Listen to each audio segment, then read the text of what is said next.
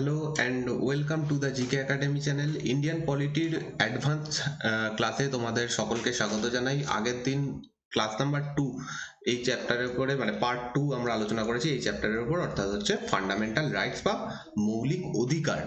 এখানে এই চ্যাপ্টারটা অনেকটা বড় চ্যাপ্টার, সেই জন্য কয়েকটা পার্ট হচ্ছে এবং এটা 3 নম্বর পার্ট। এরপরে লাস্ট যে পার্টটা 4 নম্বর পার্ট, সেখানে এটা কমপ্লিট হয়ে যাবে। তোমরা এই ক্লাসগুলো যেগুলো আগে হয়ে গেছে সেগুলো মেন্স এক্সাম সেকশনের মধ্যে পেয়ে যাবে এবং ভারতের সংবিধানের মধ্যে ভারতের সংবিধান বলে একটা প্লে লিস্ট করা রয়েছে, সেখানে সমস্ত ক্লাস রয়েছে, তোমরা এখানে গিয়ে দেখতে পারো এই ক্লাসগুলো। নেক্সট তোমাদের আরেকটা যেটা জানানোর সেটা হচ্ছে আমি আন একাডেমিতে ক্লাস নিচ্ছি মঙ্গলবার থেকে শনিবার রাত্রি 9টায় লাইভ ক্লাস এবং ফ্রি ক্লাস প্রত্যেকটাই তোমরা আমাকে ফলো করতে পারো আন একাডেমিতে।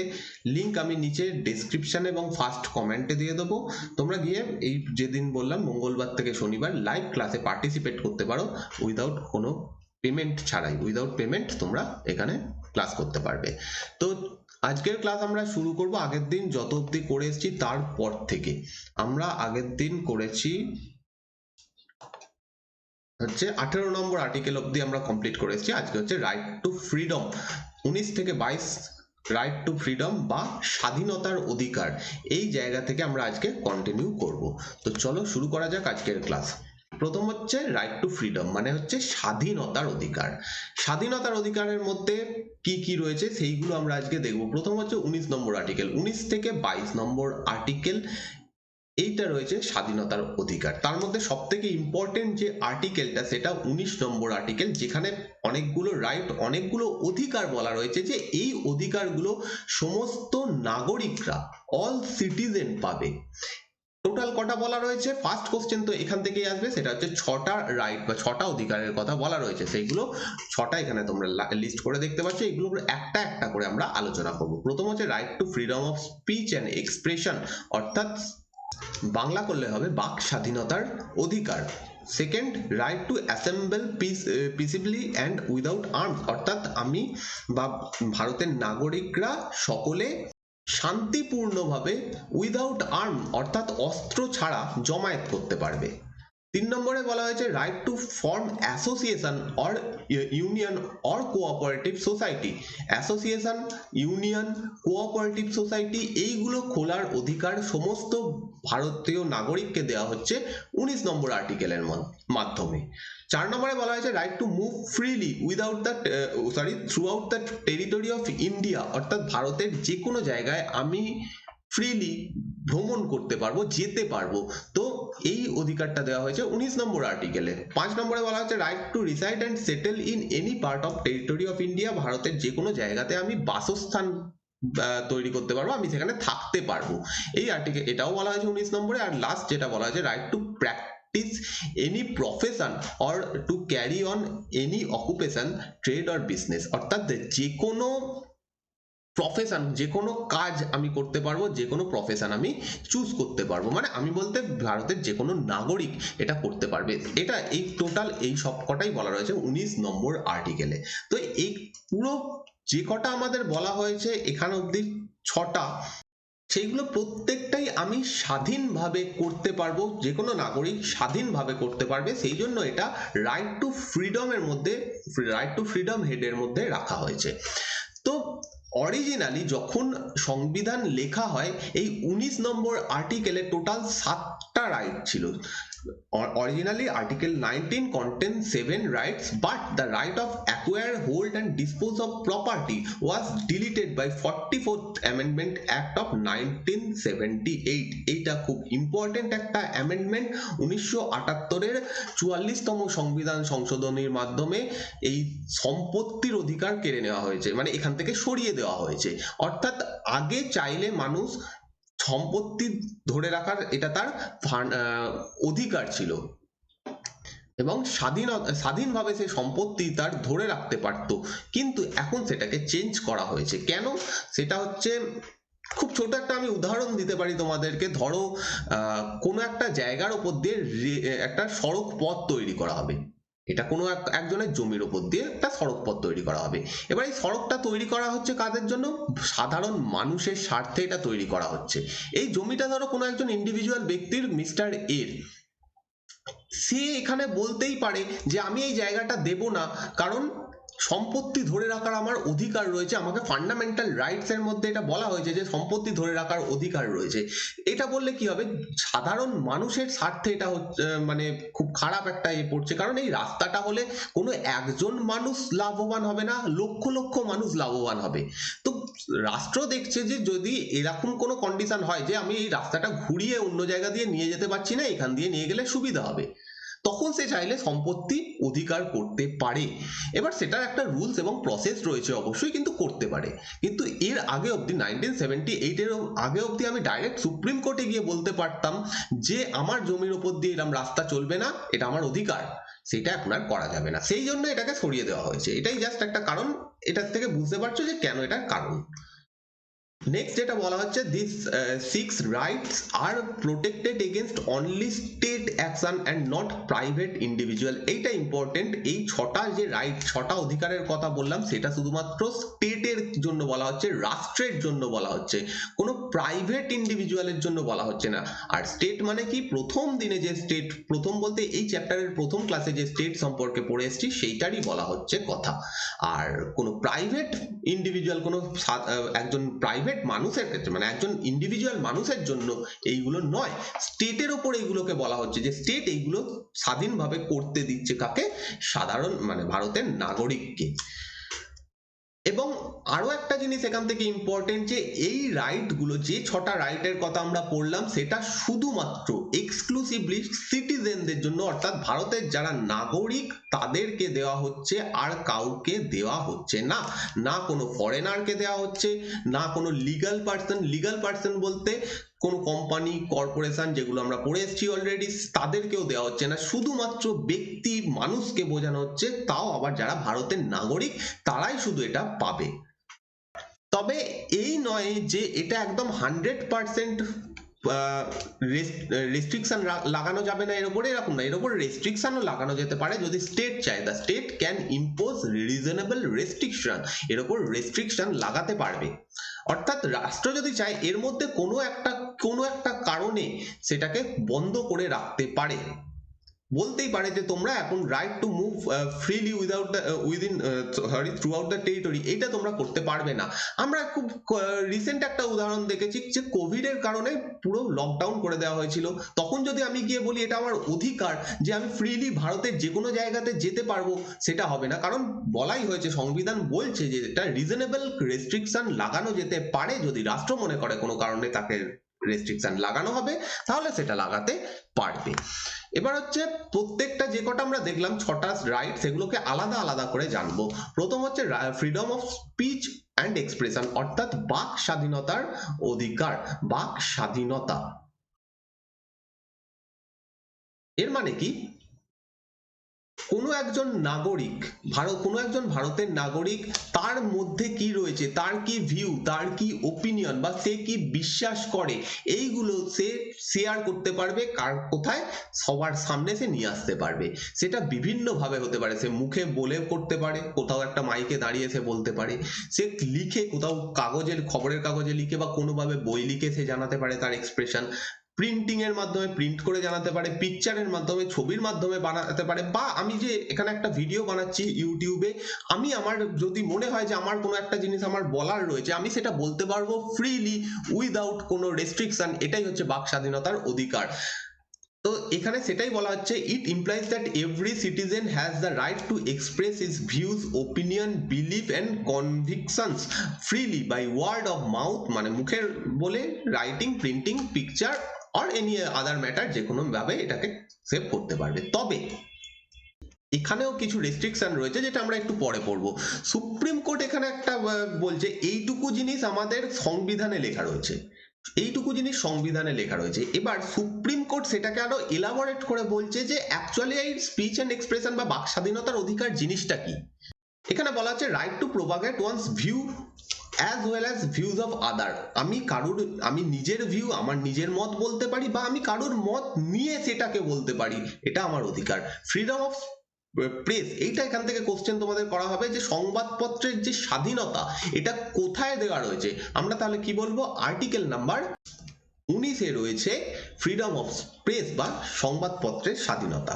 ফ্রিডম অফ কমার্শিয়াল অ্যাডভার্টাইজমেন্ট, মানে অ্যাডভার্টাইজমেন্টের সেরকম দেখানো যেতে পারবে যেটা তার মনে হবে। Right against tapping of telephonic conversation, অর্থাৎ আমরা যে কথাবার্তা বলি ফোনে, রাষ্ট্র চাইলে এর উপরে ট্যাপ করতে পারবে না, অর্থাৎ আমাদের কথা শুনতে পারবে না, এটা আমার স্বাধীনতার অধিকার, আমাদের সংবিধান সেটা দিচ্ছে।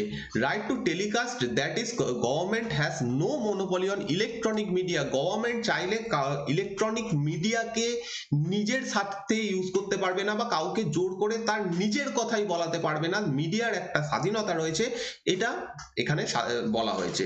এবার right against bandh called by political party or organisation, okay, বন্ধের বিরুদ্ধে বা এটা বলা হয়েছে। নেক্সট হচ্ছে right to know about government activities, freedom of silence, অর্থাৎ চুপ থাকাও একটা অধিকার, আমি যদি চাই যে আমি কিছু বলবো না তো এটা আমার অধিকার, আমি চুপ থাকতে পারি। Right against imposition of pre censorship on news paper, same যেমন করে নিউজ চ্যানেল যেগুলো, ইলেকট্রনিক মিডিয়াকেও কন্ট্রোল করা যাবে না, নিউজ পেপারকেও কন্ট্রোল করতে পারা যাবে না, নিউজ পেপারও চাইলে নিজের কথা লিখতে পারবে। তো নেক্সট বলা হচ্ছে right two demonstration or picketing but not right two strike, অর্থাৎ আমি যদি কিছুর প্রতিবাদ জানাতে চাই কোনো কিছু ভাবে আমি প্রতিবাদ জানাতে পারি, কিন্তু স্ট্রাইক করার অধিকারটা দেওয়া হচ্ছে না এখানে স্ট্রাইক বাদ দিয়ে। যেটা বলছিলাম যে এইগুলোর উপর রেস্ট্রিকশন লাগানো যেতে পারে, the state can impose reasonable restriction on the exercise of the freedom of speech and expression, চাইলে স্টেট চাইলে এর উপর রিজনেবল রেস্ট্রিকশন লাগাতে পারে, এর উপর এগুলোকে নাও দিতে পারে, তবে এইরকম নয় যে সরকার বা রাষ্ট্র যখনই চাইবে তখনই বন্ধ করে দেবে, তার জন্য একটা ভ্যালিড কারণ থাকতে হবে, এবং সেই কারণটা আমাদের সংবিধান বলছে কিসের জন্য, on the ground of sovereignty and integrity of India, sovereignty and integrity of India, একতা, ইন্টিগ্রিটি এবং সৌভ্রাতৃত্ব, এইটা বজায় রাখার জন্য সরকার বন্ধ রাখতে পারে। Security of state, friendly relation with foreign state, অর্থাৎ রাষ্ট্রের সুরক্ষার জন্য এটা বন্ধ রাখতে পারে। ফরেন স্টেট, যে কোনো বিদেশের যে রাষ্ট্রগুলো রয়েছে তাদের সঙ্গে ভালো সম্পর্ক বজায় রাখার জন্য এটা বন্ধ রাখতে পারে। আমার মনে হচ্ছে যে আমি কোনো একটা দেশের বিরুদ্ধে খারাপ কথা বলবো, তাদের বিরুদ্ধে উস্কানিমূলক কথা বলবো, তাহলে এটা সেই দেশের সঙ্গে রিলেশন খারাপ হবে, একটু একটু করে সেটা বড় হবে। তো সরকার যদি দেখে এরকম কিছু হচ্ছে, সঙ্গে সঙ্গে আমার এক্সপ্রেশন মানে আমার বাক স্বাধীনতার অধিকার বন্ধ করে দিতে পারে, কারণ সেটা একটা বিদেশি স্টেটের সঙ্গে রিলেশন খারাপ হতে পারে। তো এটা আমাদের সংবিধান বলে দিচ্ছে যে এরকম হতে পারে। নেক্সট হচ্ছে ফ্রিডম অফ অ্যাসেম্বলি, অর্থাৎ জমায়েত করার অধিকার, অ্যাসেম্বলি মানে হচ্ছে জমায়েত করার অধিকার। Every citizen has the right to assemble peaceably and without arms, শান্তিপূর্ণভাবে জমায়েত আমি করতেই পারি, যে কোনো মানুষ জমায়েত করতে পারে, কিন্তু সেটা শান্তিপূর্ণ হতে হবে আর অবশ্যই উইদাউট আর্মে হতে হবে, কোনো অস্ত্র ছাড়া হতে হবে। এর মধ্যে অনেক কিছুই রয়েছে, যেমন বলা হচ্ছে right to hold public meetings, কোনো মিটিং এ কি হয়, জমায়েত হয়, কয়েকজন মানুষ বা বেশ কিছু মানুষ জমায়েত হয়, সেটার অধিকার দেওয়া হচ্ছে, সেটা করা যেতে পারে, অবশ্যই সেখানে সেটা শান্তিপূর্ণ হবে, সেখান থেকে কোনো এরকম জিনিস বলা হবে না যার জন্য কোনো দাঙ্গা হতে পারে বা কোনো ক্ষতি হতে পারে, এরকম হবে না, আর কোনো আর্ম নিয়ে সেখানে জমায়েত হওয়া যাবে না। This freedom can be exercise only on public land and assembly must be peaceful and unarmed, এটা তো আমরা দেখলাম যে শান্তিপূর্ণ এবং নিরস্ত্রভাবে করতে হবে।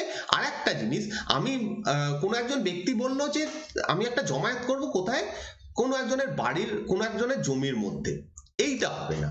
এই জমায়েতের কথা বলা হয়েছে শুধুমাত্র পাবলিক ল্যান্ডের ওপর, অর্থাৎ যেটা জনগণের জায়গা, অর্থাৎ কোনো পার্কে হতে পারে, কোনো মাঠে হতে পারে, যেগুলো সরকারের সম্পত্তি বা যেটা সাধারণ মানুষ ইউজ করতে পারবে, সেখানেই হতে পারে। কারণ নিজের জমির ওপর গিয়ে আমি যদি বলি যে আমার পাশের বাড়িতে গিয়ে আমি জমায়েত করব, সে তখন আমার বিরুদ্ধে মামলা করতেই পারে। The state can impose reasonable restriction on the exercise of right to assembly on two ground, এটার উপরেও রেস্ট্রিকশন লাগানো যেতে পারে, সরকার চাইলে বা স্টেট চাইলে লাগাতে পারে, রেস্ট্রিকশন লাগাতে পারে, কি জন্য, same sovereignty and integrity of India and maintenance of traffic in the area, এটা নতুন। এই ক্ষেত্রে কি বলা হচ্ছে যে পাবলিক ল্যান্ডের উপরেই চাইলে আমি জমায়েত করতে পারি, কিন্তু আমি চাইলাম কি আমি একটা জমায়েত করব কোথায়, মেন রোডের উপরে, তার ফলে মানুষেরই ক্ষতি হবে। সেই সময় সরকার বাধা দিতে পারে যে তুমি কোনো সেই জায়গায় ট্রাফিকের প্রবলেম হতে পারে, সেই জন্য তুমি ওখানে জমায়েত করতে পারো না। এই রেস্ট্রিকশনটা সরকার বা স্টেট চাইলে লাগাতে পারে, আর সৌভ্রাতৃত্ব এবং একতার জন্য হতে পারে।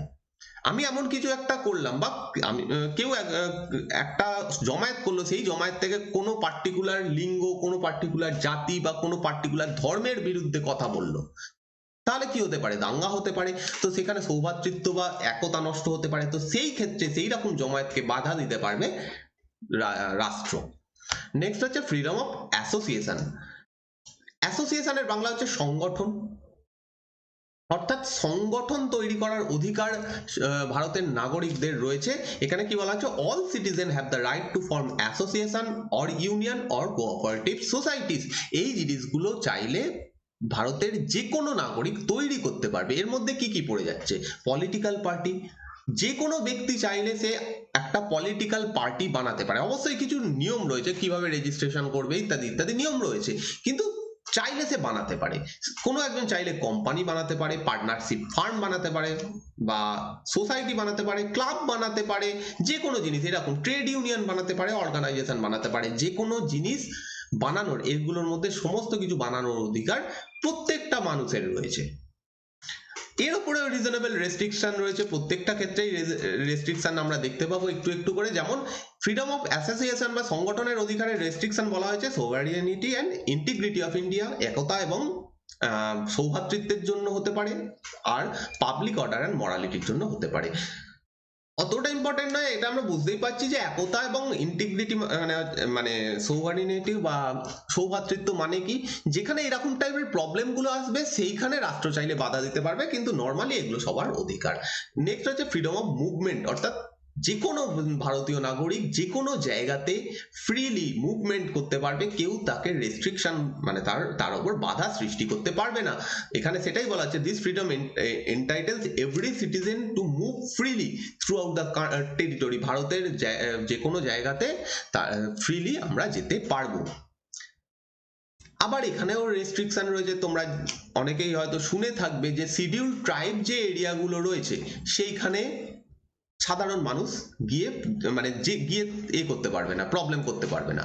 তো কোনো একটা শিডিউল ট্রাইব এরিয়া, তাদের নিজস্ব ভাষা, নিজস্ব সংস্কৃতি বা নিজস্ব যে জিনিসগুলো রয়েছে সেইগুলো প্রবলেম হবে, সেইটা ভেবে সরকার চাইলে সেখানে রেস্ট্রিকশন লাগাতে পারে। একজন মানুষ যদি চাইলো, ভারতের নাগরিক, সে চাইলো যে জড়োয়াদের মধ্যে গিয়ে তাদের সঙ্গে থাকবে, এইটা সরকার করতে দেবে না, কারণ তাদের একটা আলাদা বৈশিষ্ট্য রয়েছে, সেইটা যেন ধ্বংস না হয়ে যায়, সেইটা দেখার জন্য সরকার চাইলে তাদেরকে বাধা দিতে পারে। আর ইন্টারেস্ট অফ জেনারেল পাবলিক মানে সাধারণ মানুষের স্বার্থেও এটা বাধা দেওয়া যেতে পারে।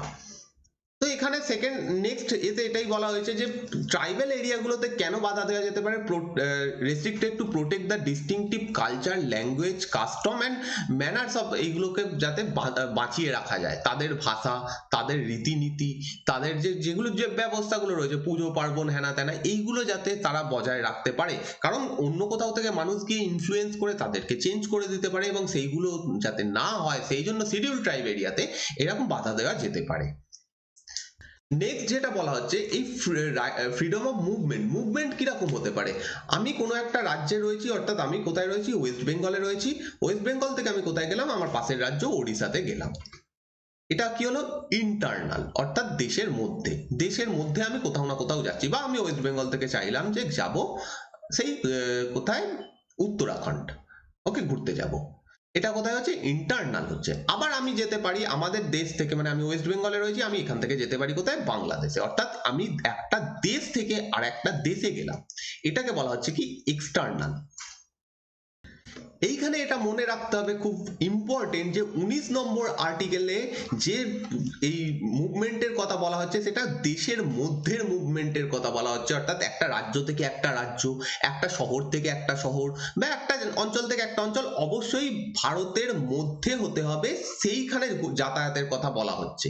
এক্সটার্নাল অর্থাৎ ভারত থেকে অন্য দেশে গেলাম, সেখান থেকে আবার ফিরে এলাম, সেইটাকে বলা হচ্ছে না। তাহলে সেটা কোথায় আছে, সেটা আছে 21 নম্বর আর্টিকেল। আর্টিকেলে, এই যে এক্সটার্নাল যে মুভমেন্টটা সেটার অধিকার দেওয়া হয়েছে 21 নম্বর আর্টিকেলে, যেটা আমরা একটু পরে পড়বো। 21 নম্বর আর্টিকেলে রয়েছে right to life and personal liberty, সেইখানে এটা বলা রয়েছে, একটু পরে সেটা আমরা জানতে পারবো। তাহলে এখান থেকে এটা মনে রাখতে হবে যে 19 নম্বর আর্টিকেলের মধ্যে শুধুমাত্র ইন্টারনাল মুভমেন্টের কথা বলা হচ্ছে। নেক্সট হচ্ছে ফ্রিডম অফ রেসিডেন্স। রেসিডেন্স মানে কোথাও একটা থাকা। Every citizen has the right to reside and settle, অর্থাৎ যে কোনো নাগরিকের অধিকার রয়েছে সে যে কোনো প্রান্তে, ভারতের মধ্যে, দেশের মধ্যে যে কোনো প্রান্তে চাইলে থাকতে পারবে, in any part of territory of the country. অর্থাৎ আবার এখানে দু রকমের চলে আসছে। যেমন কোনো একজন ব্যক্তি ওয়েস্ট বেঙ্গল থেকে, পশ্চিমবঙ্গ থেকে গিয়ে কর্মসূত্রে সে কোথায় গেল, সে গেল কর্ণাটকে। কর্ণাটকে সে কোনো একটা বাড়ি ভাড়া নিয়ে রয়েছে, সেটা কিন্তু সে পার্মানেন্টলি নয়, সে টেম্পোরারিলি রয়েছে। কোনো একদিন হয়তো কর্ণাটক থেকে সে জব চেঞ্জ করে আবার ওয়েস্ট বেঙ্গলে চলে আসবে, এটা হচ্ছে টেম্পোরারি। আর একটা পার্মানেন্ট কি, আমি কেউ একজন ব্যক্তি ওয়েস্ট বেঙ্গলে রয়েছে, সে এখান থেকে গিয়ে অন্য একটা জায়গাতে, লেট সে দিল্লিতে একটা নতুন ঘর কিনলো, একটা ফ্ল্যাট কিনলো, সেখানে গিয়ে থাকলো, এটা হচ্ছে পার্মানেন্ট। এই ক্ষেত্রে দুটোই 19 নম্বর আর্টিকেলের মধ্যে বলা হচ্ছে, টেম্পোরারির কথা বলা হচ্ছে, পার্মানেন্টের কথাও বলা হচ্ছে, দুটোরই ফ্রিডম, দুটোরই স্বাধীনতা 19 নম্বর আর্টিকেলের মাধ্যমে বলা হয়েছে। আবার এখানে স্টেট চাইলে রিজনেবল রেস্ট্রিকশন লাগাতে পারে, কোন কোন জায়গাতে, শিডিউল ট্রাইব এরিয়াতে। আমি যদি চাই, আমি এখন গিয়ে কোনো একটা শিডিউল ট্রাইব এরিয়াতে যেটা রেস্ট্রিকশন রয়েছে যে ওখানে থাকা যাবে না, সেখানে আমি থাকতে পারবো না, কারণ সেম ব্যাপার, তাদের যে কালচার, তাদের যে ল্যাঙ্গুয়েজ, সেগুলো বাঁচানোর জন্য স্টেট বা রাষ্ট্র এটা বাধা দিচ্ছে। আর হচ্ছে ইন্টারেস্ট অফ জেনারেল পাবলিক, এটাও একটা কারণ হতে পারে, সাধারণ মানুষের স্বার্থে হয়তো কোনো প্রবলেম রয়েছে, সেখানে বাধা কিছু দেওয়া যেতে পারে, সেটা রাষ্ট্র চাইলে বাধা দিতে পারবে। নেক্সট হচ্ছে ফ্রিডম অফ প্রফেশন, অর্থাৎ যে কোনো প্রফেশন বা যে কোনো জীবিকা মানুষ চুজ করতে পারে। Right two practice any profession or to carry on any occupation, trade or business, যে যেরকম চাইবে। কেউ চাইছে আমি সরকারি চাকরি করতে যাব, সেটা তার অধিকার, তাকে দেওয়া হচ্ছে ফ্রিডম অফ প্রফেশনের মাধ্যমে। কত নম্বর আর্টিকেল? 19 নম্বর আর্টিকেল। কেউ চাইছে আমি একটা ব্যবসা করব, কিসের মাধ্যমে দেওয়া হচ্ছে? 19 নম্বর আর্টিকেলে ফ্রিডম অফ প্রফেশনের মাধ্যমে। এবার অবশ্যই এখানে এমনও কিছু প্রফেশন আমি নিতে পারবো না বা দেশের মানুষ নিতে পারবে না যেটা খুব হার্মফুল। যেমন কেউ একজন ব্যক্তি যদি মনে করে যে আমি পয়সা নিয়ে মানুষ খুন করব, দিয়েছে বলতেই পারে এটা আমার প্রফেশন, তাকে যখন ধরা হবে সে আদালতে বলতেই পারে এটা তো প্রফেশন, আমাদের সংবিধানে দেওয়া রয়েছে যে ফ্রিডম অফ প্রফেশন। সেইটা হবে না, এমন কিছু করবে না যেটাতে জেনারেল পাবলিকের ওপর প্রবলেম আসতে পারে বা যেটা খুব হার্মফুল। তো সেইখানে সেটাই বলা হচ্ছে যে this right does not include the right to carry on a profession or business or trade of or occupation that is immoral or dangerous. Immoral মানে আমি কিরম বলতে পারি, ধরো পাচার, যে পাচারের চক্রগুলো আছে না, সেটা ইল্লিগাল, আমরা বলি এটা ইল্লিগাল, এটা হচ্ছে মানে ধরার চেষ্টা করে পুলিশ, কেন? সেও বলতে পারে যে ফ্রিডম অফ প্রফেশন রয়েছে, এটা আমার প্রফেশন, সেটা হতে পারে না, কারণ সংবিধানে বলেই দিচ্ছে যে এরকম কিছু জিনিস করা যাবে না বা ডেঞ্জারাস কিছু, ক্ষতিকারক কিছু করা যাবে না। যেমন হার্মফুল ড্রাগ বিক্রি করা, এটা একটা কোনো বিস্ফোরক পদার্থ বিক্রি করা, এইগুলো করতে পারবে না। তাহলে কি এগুলো কেউ বিক্রি করতে পারবে না? ড্রাগ যদি বিক্রি না হয় তাহলে ওষুধ তৈরি কি করে হবে? এক্সপ্লোসিভ যদি বিক্রি না হয় তাহলে যেগুলো লিগাল কাজে ইউজ করা হয়, ধরো কোনো পাহাড়কে গর্ত করার জন্য, টানেল বানানোর জন্য এরকম তৈরি করা লাগে, বারুদ লাগে, তাহলে সেটা কি করে হবে? করা যাবে। এইখানে সরকার তাদেরকে লাইসেন্স দেবে, যাদেরকে, তারাই শুধুমাত্র এই সমস্ত জিনিসগুলো নিয়ে ব্যবসা করতে পারবে, বাকিরা কেউ এটা নিয়ে ব্যবসা করতে পারবে না। ড্রাগ চাইলে যে কেউ বিক্রি করতে পারবে না, যাদের কাছে লাইসেন্স রয়েছে তারা শুধু বিক্রি করতে পারবে। তো এখানে স্টেট এইরকমই রেস্ট্রিকশন লাগিয়েছে, স্টেট এখানে বলে দিয়েছে যে আমরা যাকে লাইসেন্স দেবো তারাই শুধুমাত্র বিক্রি করতে পারবে, এটাই হচ্ছে রেস্ট্রিকশন। ক্লিয়ার এই অবধি? আর হচ্ছে আমাদের এখানে 6টা রাইট যেটা ছিল, অর্থাৎ আর্টিকেল নাম্বার 19 কমপ্লিট করলাম। এবার আমরা চলে আসবো আর্টিকেল নাম্বার 20 তে, 20 নম্বর আর্টিকেল। 20 নম্বর আর্টিকেল আমাদের বলছে যে protection in respect of conviction of for offence, অর্থাৎ কনভিকশন ফর অফেন্স শব্দের অর্থ দোষী সাব্যস্ত করা। অর্থাৎ যে কোনো ব্যক্তিকে যে কোনো কারণে দোষী সাব্যস্ত করা যাবে না যদি না সে কোনো ভায়োলেশন অফ ল অর্থাৎ কোনো আইন ভঙ্গ করে। যে আইনগুলো বলা রয়েছে সেই আইন ভঙ্গ না করলে তাকে কোনোভাবেই দোষী সাব্যস্ত করা যাবে না, এটা 20 নম্বর আর্টিকেলে বলা হচ্ছে। আর এই 20 নম্বর আর্টিকেল সবার জন্য, অর্থাৎ একজন নাগরিকও পাবে, সিটিজেনও পাবে, ফরেনারও পাবে, যে কোনো ফরেনার পাবে, বিদেশিরা পাবে, লিগ্যাল পার্সন অর্থাৎ যে কোনো কোম্পানি, কর্পোরেশন, এদেরকেও দোষী সাব্যস্ত করা যাবে না উইদাউট, যদি তারা ল যদি না ভাঙে তাহলে তাদেরকে দোষী সাব্যস্ত করা যাবে না। নেক্সট এখানে বলা আছে নো ডবল জিওপার্ডি, অর্থাৎ কোনো একজন ব্যক্তিকে একই দোষের জন্য বারংবার শাস্তি দেওয়া যাবে না বা একের অধিকবার শাস্তি দেওয়া যাবে না। কাউকে যদি শাস্তি দেওয়া হয় সেটাই তার ফাইনাল, সেই কারণে পুনরায় তাকে আবার শাস্তি দেওয়া যাবে না, এটাই বলা হচ্ছে। No person shall be prosecuted and punished for the same offence more than once, একবারের বেশি দেওয়া যাবে না। আবার এখানে এটাও বলা হচ্ছে যে কোনো ব্যক্তি যদি কোনো দোষ করে তাকে যদি ধরা হয় সে নিজের হয়ে নিজে সাক্ষী দিতে পারবে না। No person accused of any offence shall be compelled to be a witness against himself, নিজের জন্য নিজেই বলতে পারবে না যে আমি আমার হয়ে সাক্ষী দিচ্ছি, এরকম সেটা হবে না। নেক্সট হচ্ছে আর্টিকেল নাম্বার 21, বাংলায় জীবন এবং ব্যক্তিগত স্বাধীনতার অধিকার, আর ইংরেজিতে protection of life and personal liberty. একজন ব্যক্তি সে কি করবে, তার কিরকম মানে কিভাবে তার জীবন সে নির্বাহ করবে সেটা তার নিজস্ব অধিকার, সেটার জন্য আমাদের আর্টিকেল 21 বলছে যে declares that no person shall be deprived of his life or personal liberty except according to procedure established by law. যদি কোনো আইনে বলা আছে এমন কিছু না করে তাহলে সে নিজের মতো করতেই পারবে, তার নিজের কাজ সে যেরকম ভাবে চাইছে সে সেভাবে থাকতে পারে, এবং এটাও বোথ সিটিজেন এবং নন সিটিজেনের জন্য উপলব্ধ, অর্থাৎ নাগরিকরাও পাবে, আবার যারা নাগরিক নয়, এই দেশের নাগরিক নয়, তাদের জন্য এটা উপলব্ধ।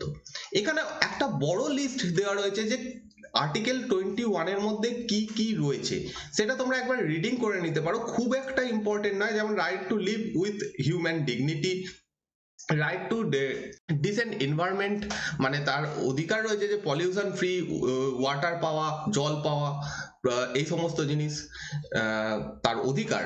Right two livelihood, right two privacy, তার প্রাইভেসির অধিকার রয়েছে, তার শেল্টার পাওয়ার অধিকার রয়েছে, তার হেলথের উপর অধিকার রয়েছে, এগুলো সমস্ত অধিকার। এখানে অনেক কিছু বলা রয়েছে, 3টে লিস্টে, তোমাদের যদি মনে হয় এগুলো পড়ে নিতে পারো, খুব একটা ইম্পর্টেন্ট এটা ব্যাপারটা নয়, জাস্ট এখানে রয়েছে, আমি জাস্ট তুলে দিয়েছি। নেক্সট আমরা 21A তে চলে যাব, 21 এ নম্বর আর্টিকেল, যেখানে বলা হচ্ছে রাইট টু এডুকেশন বা শিক্ষার অধিকার, রাইট টু এডুকেশন বা শিক্ষার অধিকার। এখানে কি বলা হচ্ছে, Article 21A declares that the state shall provide free and compulsory education to the children of the age of 6 to 14 years, 6 থেকে 14 বছর অবধি বয়সের বালক বালিকাকে রাষ্ট্র ফ্রিতে এডুকেশন দেবে। এইটা একজন 6 থেকে 14 বছর বয়সী বালক বালিকার অধিকার, এটা 21 এর A নম্বর আর্টিকেলে বলা হয়েছে। অর্থাৎ 21 এর A আর্টিকেলের মাধ্যমে রাষ্ট্রকে বলা হচ্ছে যে রাষ্ট্র তুমি এই 6 থেকে 14 বছরের বালক বালিকাদের ফ্রিতে শিক্ষা দেবে। এরপরে আমরা আবার দেখব ফান্ডামেন্টাল ডিউটিস যখন পড়বো তখন আবার সংবিধান সেই বালক বালিকাদের বাবা মায়ের উদ্দেশ্যে বলছে যে তোমাদের উচিত তোমাদের বাচ্চাদের ফ্রি মানে এডুকেশন দেওয়া, তোমাদের বাচ্চাদের শিক্ষা দেওয়া, সেটা পরের কথা, আমরা ওটা পড়বো হচ্ছে ফান্ডামেন্টাল ডিউটিসে। কিন্তু ফান্ডামেন্টাল রাইটস এর মধ্যে কি বলা হচ্ছে, এটা রাষ্ট্রকে নির্দেশ দেওয়া হচ্ছে যে এদেরকে ফ্রিতে দেওয়া হবে এডুকেশন। এবার এখান থেকে আরো একটা জিনিস দেখতে পাচ্ছি যে ফ্রিতে এডুকেশন শুধুমাত্র এলিমেন্টারি এডুকেশনের ক্ষেত্রে বলা হয়েছে।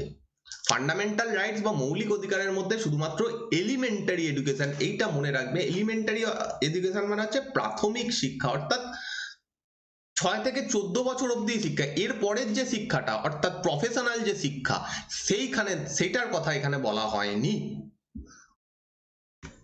আর আর্টিকেলের দিকে দেখলে দেখতে পাবে 21-এর এ, অর্থাৎ কোনো এক সময় 21 ছিল, তারপর 22 ছিল, মাঝখানে কোনো একটা টাইমে এটা ঢোকানো হয়েছে বলেই 21-এর এ নাম্বারটা দেওয়া হয়েছে। তো সেটা কবে? 86তম সংবিধান সংশোধনী আইন 2002, very very important. 86th constitutional amendment act 2002 এইটা অ্যাড করছে, এবং এটার লক্ষ্য কি? এটার লক্ষ্য হচ্ছে এডুকেশন ফর অল, সকলের জন্য শিক্ষা, বা যেটাকে আমরা বলি সর্বশিক্ষা অভিযান। এই জিনিসটা এখানে 21-এর এই আর্টিকেলের মাধ্যমে দেওয়া হয়েছে। ওকে, নেক্সট আমরা চলে যাব 22 নম্বর আর্টিকেলে, protection against arrest and detention, অর্থাৎ গ্রেফতারের এগেনস্টে প্রোটেকশন, কাউকে গ্রেপ্তার করা যাবে না বিনা কারণে। এটা 22 নম্বর আর্টিকেলে বলা হচ্ছে। Article 22 grants protection to persons who are arrested or detained. শুধুমাত্র তাকে গ্রেফতার করা যাবে না এটা নয়, যদি সে কোনো দোষ করেও থাকে, তাকে যদি গ্রেফতার করাও হয়, তারও কিছু রাইট রয়েছে, সেখানেও প্রোটেকশন দিচ্ছে 22 নম্বর আর্টিকেল। আবার এই ডিটেনশন দু রকমের হয়, একটা হচ্ছে পানিটেটিভ আর একটা হচ্ছে প্রিভেন্টিভ। পানিটেটিভের বাংলা হচ্ছে শাস্তিমূলক,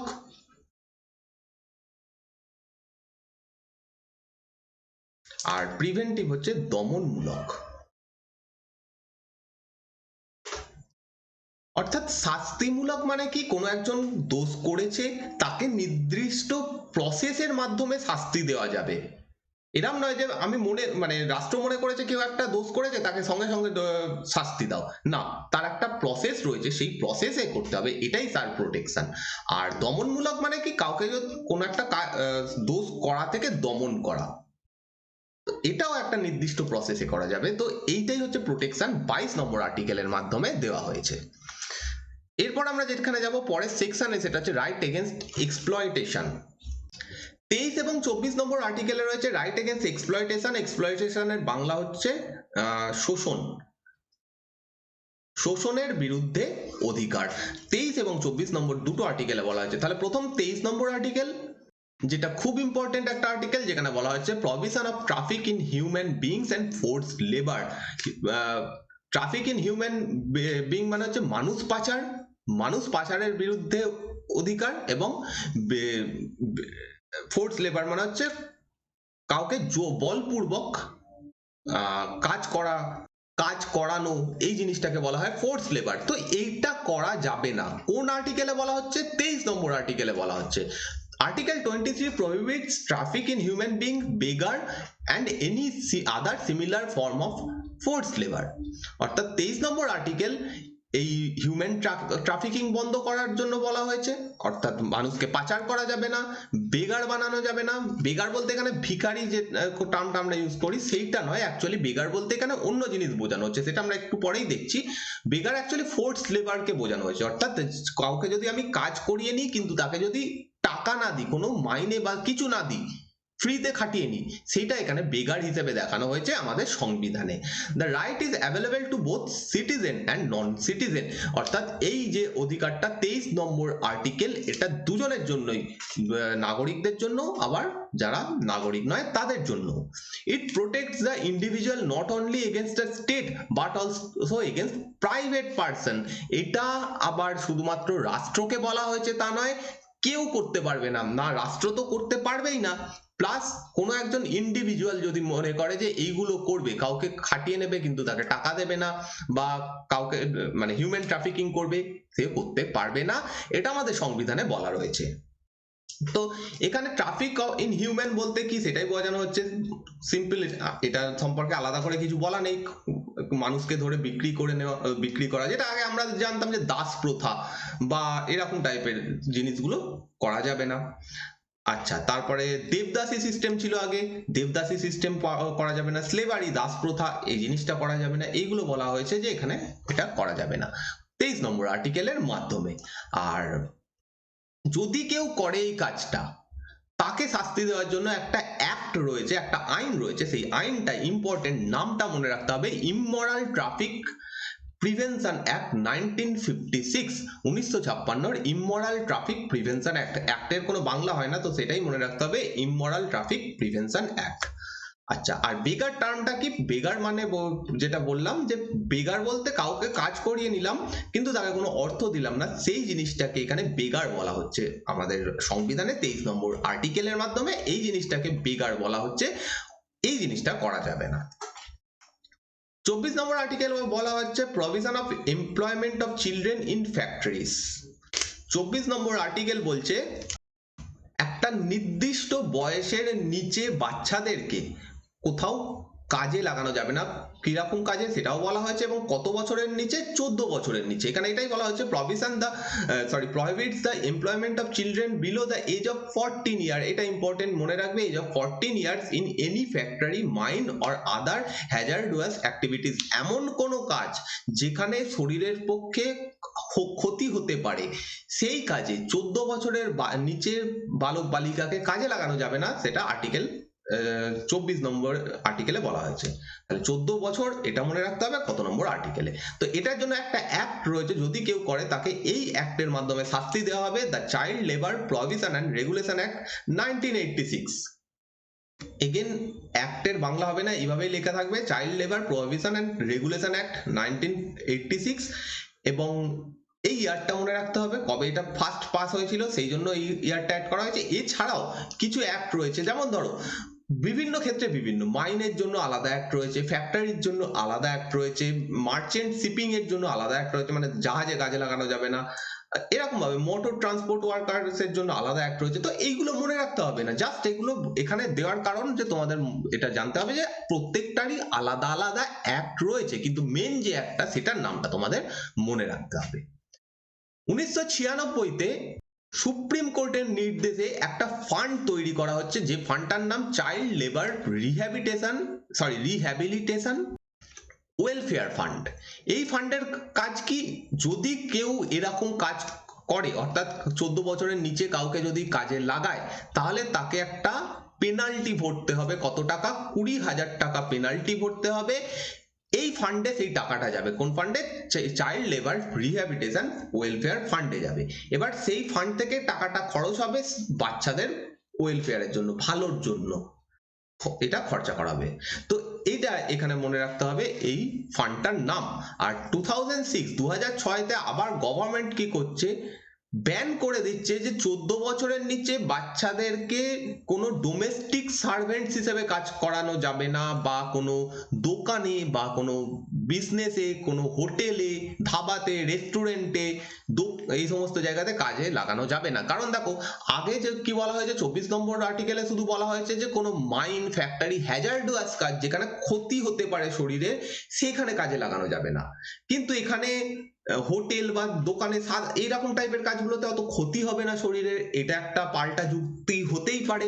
তো সেই জন্য 2006-তে গভর্নমেন্ট এইগুলোকেও ব্যান করে দিচ্ছে যে এইরকম কোনো কাজে 14 বছরের নিচে বালক বালিকাকে কাজে লাগানো যাবে না। ওকে, নেক্সট হচ্ছে right to freedom of religion বা ধর্মের স্বাধীনতা, আর্টিকেল 25 থেকে 28। 25 to 28 রয়েছে right to freedom of religion. এখানে কি বলা হচ্ছে, প্রথম আর্টিকেল হচ্ছে 25 নম্বর article, freedom of conscience and free profession, practice and propagation of religion. 25 নম্বর আর্টিকেল বলছে যে all person are equally entitled to freedom of conscience and the right to freely profess, practice and propagation of religion. অর্থাৎ প্রত্যেক নাগরিক, প্রত্যেক মানুষের অধিকার রয়েছে যে সে কি ধর্ম পালন করবে, কিভাবে সেই ধর্ম পালন করবে, সেই ধর্মের মধ্যে যে যে জিনিসগুলো বলা রয়েছে সেইগুলো সে কিভাবে পালন করবে, সেটা তার সম্পূর্ণ ব্যক্তিগত ব্যাপার। এখানে কেউ তাকে বাধা দিতে পারবে না। 25 নম্বর আর্টিকেলের থেকে আমরা বিশ্লেষণ করলে যেগুলো পাচ্ছি, সেটা হচ্ছে প্রথম ফ্রিডম অফ কনসিয়েন্স। কনসিয়েন্সের অ্যাকচুয়ালি বাংলা হচ্ছে নীতিবোধ। অর্থাৎ কেউ যদি মনে করে সে ভগবানের সঙ্গে কিভাবে একাত্ম হবে, সে ভগবানকে কিভাবে ডাকবে, সেটা তার ব্যাপার। সে বাবু হয়ে বসে ডাকতে পারে, সে হাঁটু গেড়ে বসে ডাকতে পারে, যেভাবে হোক তো সেটা তার ব্যাপার, সে সেইভাবে করতে পারে, কেউ তাকে বাধা দিতে পারবে না। রাইট টু প্রফেস, কোনো একজন ব্যক্তি সে কি ধর্ম পালন করে বা সে তার ধর্ম কি, সে কোনটাকে মান্যতা দেয়, সেটা সে ফ্রিলি বলতে পারবে, সে সেটা দেখাতে পারবে, এটা তার অধিকার। নেক্সট রাইট টু প্র্যাকটিস, অর্থাৎ কিভাবে সে ধর্ম পালন করবে। সে হাত জোড়ো করে প্রার্থনা করবে, নাকি সে এইভাবে প্রার্থনা করবে, যেভাবে সে, সেটা তার ব্যাপার, সেটা তার ধর্ম বলেছে, সে এইভাবে করা উচিত, সে সেইভাবে পালন করবে, কেউ তাকে সেটা বাধা দিতে পারবে না, এটাই এখানে বলা হচ্ছে। তারপর আছে রাইট টু প্রপাগেট। প্রপাগেট মানে কোনো একজন ব্যক্তি সে অন্য একজন ব্যক্তিকে তার ধর্ম সম্পর্কে বলতে পারে। আমি হিন্দু ধর্ম পালন করি, আমি কাউকে বলতে পারবো যে সেই ধর্মের কি কথা রয়েছে, সেই ধর্মে কি কি বলা হচ্ছে। কেউ একজন ইসলাম ধর্ম পালন করে, সে সেটা বলতে পারবে তার অন্য একজন মানুষকে, সেটা সেই সেকেন্ড যে ব্যক্তি যাকে বলা হচ্ছে সে যে কোনো ধর্মের মানুষ হতে পারে। আমি একজন হিন্দু হয়ে আমি ইসলাম ধর্মের কোনো মানুষকেও বলতে পারি আমার ধর্মের কথা, বা একজন ইসলাম ধর্মের মানুষ সে একজন হিন্দুকেও বলতে পারে, এটা এটা তার অধিকার। কিন্তু তার মানে এই নয় যে কোনো একজন ধর্মের মানুষ অন্য একজন ধর্মকে জোর করে তার ধর্মে কনভার্ট করাবে, এই জিনিসটা এখানে বলা হয়নি, এই জিনিসটা এখানে করা যাবে না, এটা এখানে বলা হয়েছে। ক্লিয়ার? এবং এটা সকলের জন্য, সিটিজেনদের জন্য যেমন, আবার নন সিটিজেন যারা বিদেশি নাগরিক তারাও। অর্থাৎ কোনো একজন বিদেশি নাগরিক সে হয়তো কোনো একটা ধর্ম পালন করে, সাপোজ বৌদ্ধ ধর্ম পালন করে, সে ভারতে এসে সেই ধর্মের প্রচার করতেই পারে, সে সেই ধর্মটা মানুষকে বলতেই পারে, সেই ধর্মের কথা সে মানুষকে বলতেই পারে, সে সেই ধর্মটা ভারতে এসেও পালন করতে পারে এইখানে। তাহলে এটা সিটিজেনদের জন্য যেমন সমান, নন সিটিজেনদের জন্য সমান। ওকে।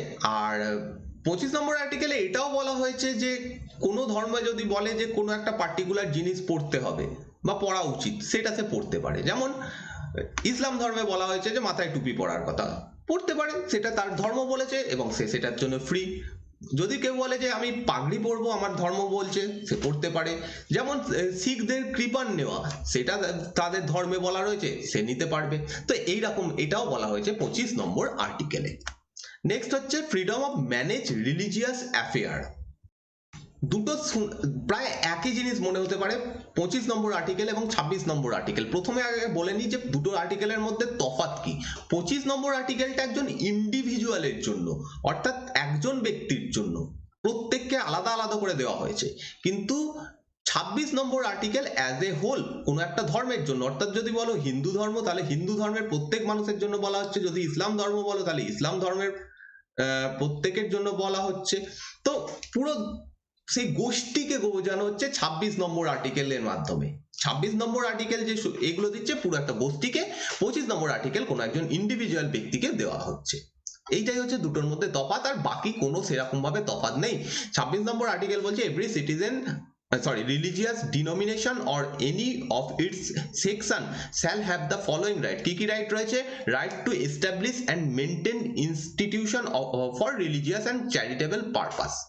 কোনো একটা ধর্মের মানুষ বেশ কয়েকজন মিলে ঠিক করলো যে আমরা একটা মন্দির বানাবো, বা আমরা একটা মসজিদ বানাবো, বা আমরা একটা গির্জা বানাবো, সেটা তার অধিকার।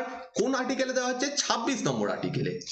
এইগুলো তোমাদের মনে রাখতে হবে যে কোন আর্টিকেলে কি কি বলা হচ্ছে। যেমন এইগুলো তৈরি করার যে ব্যাপারটা সেটা 26-এ বলা হয়েছে। Manage its own affair in manners of religion, অর্থাৎ কোনো একটা ধর্ম তার ধর্ম কিভাবে পালন করবে সেটা তারা ঠিক করেছে। সেই ধর্মের যারা ধর্মগুরু তারা মনে করেছে যে এইগুলো করা উচিত, তো তারা সেইভাবে পালন করবে, এটা অধিকার দেওয়া হয়েছে। Right to own and acquire movable and immovable property, সেটা অবশ্যই ধর্মীয় কারণে। মুভেবল প্রপার্টি মানে এমন প্রপার্টি যেটাকে মুভ করা যাবে, যেমন গাড়ি একটা হচ্ছে মুভেবল প্রপার্টি। ইমুভেবল প্রপার্টি যেমন একটা বাড়ি হচ্ছে একটা ইমুভেবল প্রপার্টি, সেটাকে সরানো যাবে না। তো কোনো একটা ধর্মের একটা মন্দির রয়েছে, সেটা একটা ইমুভেবল প্রপার্টি। তো সেই রকম ব্যাপার যে এইগুলো অধিকার করে রাখার ক্ষমতা রয়েছে সেই সমস্ত ধর্মের মানুষের, এটা তাদের অধিকার। তো 25 even লাস্টে এই পয়েন্টটাই বলা হয়েছে যে 25 নম্বর আর্টিকেল কি হচ্ছে guarantees the right for individual, while 26 article number 26 guarantee right of religious denomination or the section. পুরো সেকশনকে বোঝানো হচ্ছে 26 নম্বর আর্টিকেলের মাধ্যমে, আর 25 হচ্ছে সিঙ্গেল পার্সনের জন্য। আচ্ছা, 27 নম্বর আর্টিকেলে বলা হচ্ছে freedom from taxation for promotion of A religion, অর্থাৎ কোনো ধর্মের জন্য কোনো একজন ব্যক্তিকে কোনো ট্যাক্স পে করতে হবে না। এরকম কোনো ট্যাক্স না রাষ্ট্র নিতে পারবে, না কোনো মানুষ নিতে পারবে। আবার রাষ্ট্র যে ট্যাক্সের টাকা আমাদের থেকে নিচ্ছে সেই টাকা ধর্মের কারণেও খরচ করতে পারবে না। তো Article 27 lays down that no person shall be compelled to pay any tax for promotion or maintenance of any particular religion. কোনো ধর্মের জন্য কোনো টাকা দেওয়া বা ট্যাক্স দেওয়া সে নাও দিতে পারে। তোমরা যদি বলো যে দুর্গাপূজায় যে চাঁদা নেওয়া হয় সেটা কি হলো, সেটা তো ধর্মের জন্যই নেওয়া হচ্ছে, পুজোর জন্য নেওয়া হচ্ছে, কিন্তু চাঁদা কিন্তু ব্যাপারটা কম্পালসারি নয়, সেটা দিতেই হবে এরকম বাধ্যতামূলক নয়। চাঁদা সবার কাছে সেটা হচ্ছে যখন মানুষ চাইলে দেবে, না চাইলে দেবে না। কারোর কাছে গিয়ে চাঁদা চাইলে সে যদি বলে আমি দেবো না, তাহলে দেবে না, যদি দেয় তো দেয়, কিন্তু এখানে কেউ জোর করতে পারবে না। তো এইটা এই ট্যাক্স বা প্রমোশনের মধ্যে পড়ছে না। বা কোনো একটা মন্দির তৈরি করা হবে, বা কোনো একটা মসজিদ তৈরি করা হবে, বা কোনো একটা গির্জা তৈরি করা হবে, তার জন্য টাকা কালেক্ট করা হচ্ছে। আমি চাইলে আমি একটা মসজিদ তৈরি করার জন্য টাকা দিতেই পারি, সেটা আমি দিচ্ছি, কিন্তু সেই মসজিদ কর্তৃপক্ষ আমাকে এসে বলছে না যে আমাদের এখানে একটা মসজিদ তৈরি হবে, আমাকে জোর করে সেই টাকা দিতে হবে, এইটা বলতে পারবে না। এইটাই আমাদের সংবিধান বলছে। In other word, the state should not spend the public money collected by way of tax. আর এখানে স্টেটের ক্ষেত্রেও বলা হচ্ছে যে রাষ্ট্র চাইলেও কোনো টাকা যেটা ট্যাক্সের মাধ্যমে নেওয়া হয়েছে সেটা ধর্মীয় কারণে কোনো পার্টিকুলার ধর্মকে প্রমোট করার জন্য বা কোনো পার্টিকুলার ধর্মের জন্য খরচ করতে পারবে না।